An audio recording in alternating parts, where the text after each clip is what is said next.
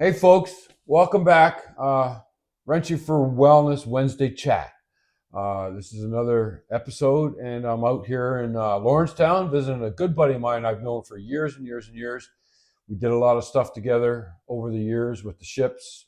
We were in foreign ports together. I carried his amplifier or his guitar case most of the time. Anyways, who are you? My name is Lee. How you doing, Gus? Lee Mercer. Good to see you. Yeah. Lee Mercer, yeah. From Newfoundland. Newfoundland. We've had a lot of fun in our years. A little bit. Yeah. And we've seen a lot of stuff. We've done a lot of stoker stuff. And now we're all retired. And we're trying to do a little of stoker stuff all the time. And how long did you do in the Navy, Lee? Goodness. I started in the Navy in October of the year I finished high school in 1980. And 36 years later, Wow. I left. 33 of that was with the Rig Force, though, and it was hard to let go. Yeah. And probably because of where I was working when I left. I was working with the maintenance people for the MCDVs, and I really got to like them. Boats, yeah. And so they invited me for to go sailing on them. So my last 3 years was sailing around on the MCDVs, and I must say it was a great capper because those little boats can get into a lot of little spots that the big ships couldn't. Oh, So, right. Did my Arctic trip on Oh, that thing. Jesus. Yeah. Good. We went all through the southern coast of Newfoundland on fishery patrols. Went to Jack Thatcher's hometown. And, Oh, nice. yeah. Another stoker, Jack. Yeah. Nice spot. Yeah. Newfoundland's got a lot of naval and sea history. So, Right. so It you does. don't have to go too far. It does. But yeah, our ventures were broad and all over the planet, it seems. Anywhere the boat would take us anyway. Yeah, Very happy to have those memories. And then if the boat broke down, we didn't get to see the port because we were down below fixing the damn thing. Yes. But that's all a part of it. Any memorable moments in the Navy for you? Oh my goodness. So a couple with you and I, funny ones, musical ones maybe. Right. Norway comes to mind. We fought over a kiss tie that was in a novelty store. This after walking around in Norway all afternoon. It was kind of the end of our day, and I think I managed to grab it, but you ended up with it as a Christmas present later that year. And I just saw the picture. We were on Iroquois, and I was to have dinner with the captain, and they wanted us to put our white shirts on and our black tie and be all cleaned up and sitting at the table in the main cave for Christmas dinner or something with the captain. And I said, F it. And I put my kiss tie on that Lee gave me, and I showed up to the dinner with a kiss tie. And it was like, well, holy shit, you're out of uniform, buddy. I said, yeah, and I don't care. Brought some high class to the event. And I'll find the picture, and I'll show you the picture. Bobby Hollett's in it with me. Oh wow! But all these names, it's good fun. We had good times in the Navy. A lot of hard times, a lot of shitty times, but mostly good times. I don't remember too much of the bad times. Well, we blocked that out. Times. Yeah. Another one I'd like to throw down for nostalgic purposes is shortly after that, you had painted up a bunch of 4 Kiss masks. I think you got them over in Europe, England. And later, once we come home from that trip, we ended up in New York City. Yeah. And the tanker was there. Yeah. And myself, you, Paul Johnson, and an electrician, Mike Dempsey. Donned the mask, and off we went. But before we got there, you had to make a phone call home. So we were at the end of the jetty, and you called home, and I was sculling around waiting for you to done. And you oceaned me over, and you were talking to Molly at this time, who couldn't have been more than 3 or 4. Right. And you were saying, like, you're in New York City, and kisses from who do you think is standing beside me? Well, I showed up that night as Ace Frehley. Yeah. And that's what you told Molly. I'm standing here with Ace Frehley. So I got to talk. My very first words to Molly was as I was impersonating Ace Frehley in New York City. Yeah. And I ended up taking the stage that night as Ace Frehley and playing a couple of numbers, as I remember. But That was fun. It was. We showed up at that event, and finding the clothes for that was well, wonderful. I mean, it's one thing to have the mask, the painted masks, but it's another thing to try and put their costumes together. So there is an album that Kiss released, and it's what's it called? Just to Kill, and they're wearing suits. So we went to the Salvation Army stores in Norfolk, and we all picked out suits for $5.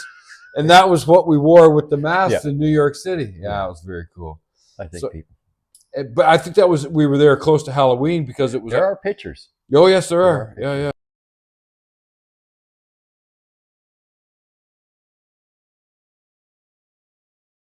I'll put them in this just for fun. This is the kind of shenanigans that Gus and I would get into as we travel the world and our upbringing in the Navy. Yeah, and it's just all about having a bit of fun, Yeah. So we're in a garage, and you can see some stuff. You can see. I'll tell you what. Lee is the mini bike man of Nova Scotia. If you got a mini bike that's not running properly or needs to be tuned up a little bit with valves or pistons or whatever, right there. You get these little mini bikes for a couple $100, and they got a little 47cc engine in them, and they don't do anything. They'll take a kid around, but they won't take an adult around. But these are all adult mini bikes, and there's engines there. There's an engine there. There's our plaque down there. I don't know if you can see that. Prelude to Action. This is the work of the engine room department right there. But all these mini bikes, what do you do to them, Lee? You know what? These help me. I started doing this, actually, Gus, when you came over with your chopper engine. Yeah. And asked if I could help. The mini chopper. Yes, and I think we had some success with that. Oh, we did. I ride it every year. And you gave me a mini bike frame for doing that. Right. Which is over here on the bench right now. I call it the Red Rocket. Red Rocket. That is the only mini bike that I have that I won't let anyone else ride. It's too crazy. There's my keyway for my output pulley, and it's split. So I have to replace that. And that's because the engine has been done over and a little torquey? They come rated at 6.5 horsepower at 2,300 RPM governed. Right. And right now mine put out 18 to 20 horsepower at about 7,000 to 9,000 RPM. Wow. And so it takes a lot of special parts to be able to safely turn an engine like that. And not have it come apart. Yeah, so little things like keyways and stuff. I have to go and look at this stuff all the time to make sure that it's holding together. But it helps me. I get a lot of success and a lot of encouragement from the success to keep doing this. I learned a lot of skills being in the Navy. There's so many talented people in my trade. Mm-hmm. And I absorbed as much as I can from them. And right now it helps me tremendously as I can't really go out in public too much anymore due to anxiety and stuff like that. But I can come out here and I can be productive, and I like making one-of-a-kinds, and it helps.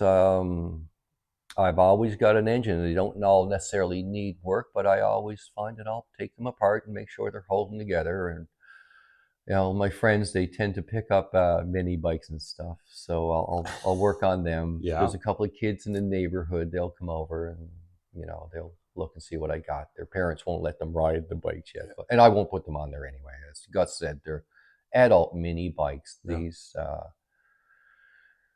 They're powerful, they go fast, and they're like a strung out two-stroke in that they're very torquey, and they can put you in the ditch real quick. Yeah. So, but the only one that I know that actually got on one and rode it was the Red Rocket. It was my son-in-law, Dave. But Dave's a bit of a redneck anyway, and he was determined to ride it, and he held on to it, right? He wrestled it, and once you know how to ride it, you can ride it. But getting to, and I don't mean to brag about it or not, they're just powerful, and they can take you by surprise, is all I'm saying. Yeah. But that said, they are a lot of fun. We just did a Sunday afternoon. A bunch of us went out on the trails, just out by Hope for Wildlife, and We went through Tim Hortons at Portland, Porter's Lake. Always got a bit of an eye turn around there. But they're used to seeing us out there now. So, and we're respectful. We're not. Yeah, that's good. Around. That's a good thing. Yeah, that's just because they can go fast don't mean we do go fast. And this one here, actually, I put that together for my wife so she could come out on the trails, and she does really good. That's awesome. Yeah, she likes it. Again, yeah, I put the thumb throttle on some of the bikes because it's a lot safer to ride them with the thumb throttle. If you had a twist throttle, when they ramp up, that will actually throttle up as well. Right. And that's one of the things that'll catch you by surprise. Right. You know, you can just let go of your thumb. Yeah, I'm sure my friends like Scotty McKenzie wouldn't have any problem. Scotty's been on bikes forever, right? Well, there's a reason snowmobiles got no throttles, ATVs as well, yeah. Because they're very peppy, and until you get used to them, or sometimes when you're in a tight spot, the thumb throttle will help you out a lot better than the twist. Right. So you're wrenching. You've been wrenching for a long time. It's because of your trade and because of a hobby. Wrenching for me has always been there. I remember one of my earliest memories is ripping the. My dad had an old '73 Datsun pickup truck, and he was having problems with the carburetor. It's just a gasket. My dad's an electrician. He's not a mechanic. And I remember one Saturday afternoon ripping that apart, and actually took a bit of slack from my dad because he needed the truck to go to work later that night. And I'm 14 years old, and I got, his truck all apart in the yard. Right. Anyway, I fixed this problem for him, and he never had a problem with it again. Ain't that something? That's cool. You got to. If you're the dad, you got to be pretty damn proud of your son. Pretty damn proud. I think Dad still tells that story. I think that's a very good one. That's a very good one. So the background, all that is, or the backbone to all of it is, I found out a long time ago that when the world closed in, I can find comfort in what I'm good at, which is mechanics and stuff. I don't have a pamphlet on any of these bikes. I just kind of use my knowledge and common sense, and it gets me through. Special things like torque specifications, I'll go look for, but they're easy to find nowadays. But the rest of it, that stuff makes sense to me, and I have a lot of fun with the success I have from it. So it's encouraging. And I'm very fortunate right now. I have a beautiful wife who understands this, and she doesn't mind. She knows where I'm at if she needs me. I'm out in the garage, right? It's very cool. The little bit of stuff that I spend on this doesn't hurt us. So, financially, it's really good. I encourage anyone to find something you're good at, whether it's helping others, whether it's floral arrangements. It doesn't matter if you can find happiness from it and maybe some success. You'll probably discover too that it's great medicine. The days I spent out here, I don't have dark days. Good. But if I have to put this down to go somewhere else in town, it takes days now to lead up to that. I don't know if one too many workups for me, or I don't know what it was, but there's something clicked. Could be a couple of friggin' things, really. I mean, they did. The Navy in the 80s and 90s was not I said it in my other event. It was a stern father kind of environment. If you didn't pay attention to what you were doing, they could be physical with you. So a smack or a slap or a push and some very hard words. But anyways. So what I'm trying to do. I'm wrenching for wellness. Those words I put together just by thinking about it, and there's a lot of different avenues that people may go to deal with anxiety or mental health. And there's one avenue that's not been explored yet, and I call it wrenching for wellness. And if you came from a mechanical background, or maybe even a mechanical trade in your job, which would be the military, RCMP, or first responders, if you were mechanical and now you've retired and you don't even have a toolbox, What would you tell the people out there? What would you tell them could possibly help you? And do you think it would be great if we had a local spot where people could come and wrench? Oh, I absolutely hope we get our spot for wrenching for wellness. Since you've mentioned that to me a few months ago, I've been hoping every phone call from you is the day that we got our spot. Hey, right? yeah, So yeah. please, if anybody out there that knows of a spot that we can use for this great adventure, let Gus know. Maybe Yeah. he can pursue Yeah. that, see if it fits. But the idea of having a spot where we can go with like-minded people that we can sponge off of knowledge, I mean. Have a and coffee with. Oh, I would donate a mini bike to that in a heartbeat. Yeah. And Yeah. knowledge, anything that would help promote that. I've had tremendous success, not even calling it wrenching for wellness. I've been doing my therapy, Grudge therapy for years now. I've been out, I think, from the Reg Force 10 years now, and I built all this stuff. Yeah, yeah. So I started off actually securing my Grudge for sea, and going from there. So I know where everything is now, and that helps too. It looks good. I don't have the frustration of looking for the pencil behind my ear, right? So it's fun. The house is the same way. Anything in the house that needs to be done, I'm in there. I ask people to come and do it. I'll just go do it. Right. So definitely, if there was anyone that needed something to do with your time, or you've ever thought of trying to get a hobby, if your inclination is mechanical, this is a good idea. You get camaraderie, which we're big on in the military. We've been exposed and developed our camaraderie from the get-go. Well, that's what they taught us, and they taught us, it's teamwork. You got to have a relationship with. I met this guy in the 80s, and we still get together, and we still have tremendous respect and likeness for each other.